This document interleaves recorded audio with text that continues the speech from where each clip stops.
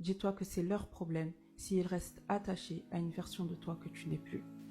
Il a d'abord refusé l'islam pour ensuite devenir un des meilleurs compagnons, parlant de Omar ibn Khattab, le deuxième calife de l'histoire de l'islam. Le règne de Omar ibn Khattab aura duré 10 ans. Son règne a été marqué par les grandes conquêtes de l'islam.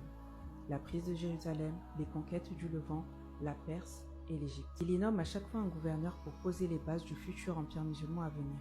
Conquête, oui, mais rappelons qu'Omar radiallahu anhu permet toujours aux religions de cohabiter pacifiquement et de pratiquer leur culte. Il va populariser la prière de Tarawih pendant le Ramadan. Il va continuer la collecte du Coran entamée par Abu Bakr radiallahu anhu pendant son califat.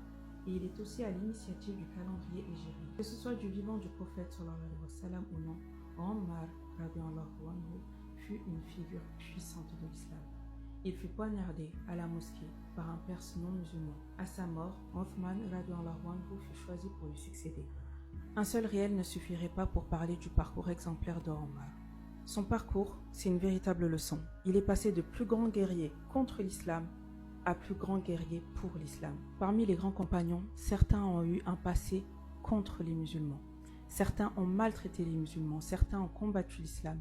Mais aujourd'hui, quand on parle d'eux, on dit juste après radiallahu anhu.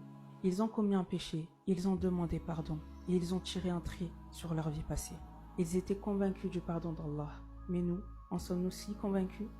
Pourquoi nous restons focalisés sur nos fautes, nos erreurs? Et j'irai même plus loin. Certains sont aussi focus sur les erreurs des autres. Ils n'acceptent pas le changement. Ils n'acceptent pas ton changement. Alors si tu te sens concerné, dis-toi que c'est leur problème s'ils restent attachés à une version de toi que tu n'es plus.